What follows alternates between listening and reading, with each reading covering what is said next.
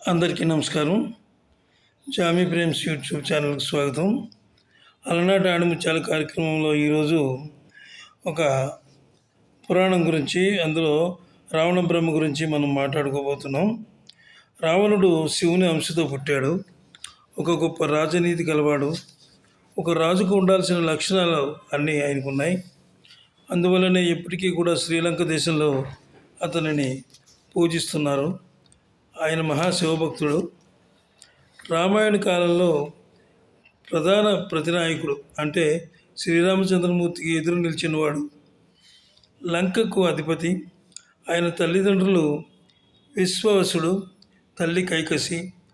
రావణుడు బ్రహ్మ వలన వరం పొంది, ఆ వరం ప్రభావంతో మానవ మాత్రుల నుంచి తప్ప తక్కిన వారి చేత నాకు చావు లేకుండా వరం ఇమ్మని పొంది ఉన్నాడు.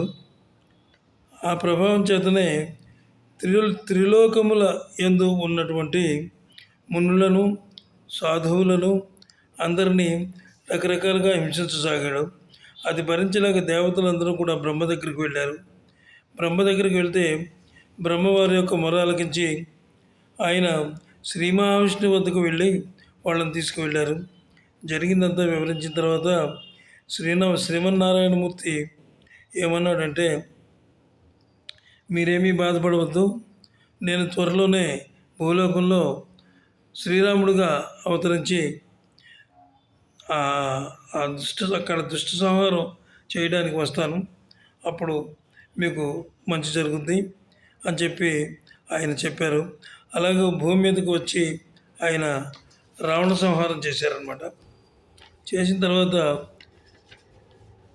కొన్ని సంవత్సరాల క్రితం లంకలోని అంతర్జాతీయ రామాయణ పరిశోధన కేంద్రంలో అక్కడ పర్యాటక మంత్రిత్వ శాఖ రామాయణానికి సంబంధించినటువంటి 50 ప్రదేశాలను కనుగొన్నది. ఈ ప్రదేశాల ప్రస్తావన రామాయణంలో కూడా ఉంది. వీటిలో ఒకటి శ్రీలంకలోని రాగ్లా అడవి అనమాట. అక్కడే ఆయన యొక్క సమాధి ఉన్నది, ఆ పర్వత శిఖరాల మీద అని చెప్పి వాళ్ళు అక్కడ ప్రజలంతా నమ్మేవారు. శ్రీలంకలోని రాగ్లా పర్వత శ్రేణుల్లో రావణుడి శరీరం ఉందని స్థానిక జానపద కథల్లో, పురాణాల్లో పాతుకుపోయి ఉంది. రావణుడి మరణానంతరం అతని దేహాన్ని శ్రీలంక పర్వతాల్లో ఖననం చేసి అక్కడే ఉన్నట్టుగా చాలామంది నమ్ముతారు.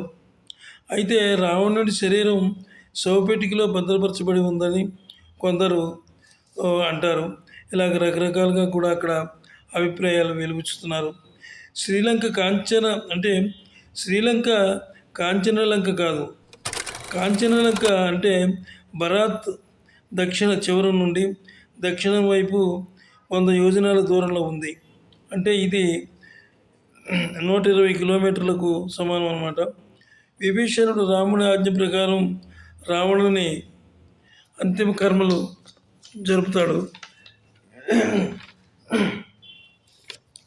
రాముడు విభీషణుడిని చిరంజీవిగా అనుగ్రహిస్తాడనమాట. అలాగే మునులందరూ కూడా సంతృప్తిపడి వెళ్ళిపోతారు. స్వామి మనకు మాట ఇచ్చాడు కదా అని చెప్పి మునులందరూ వెళ్తారు.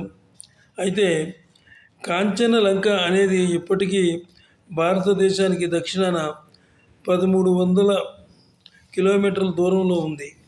అయితే అది మనకు కనిపించదు. ఎందుచేతనంటే అది సముద్రంలో ఉంటుంది.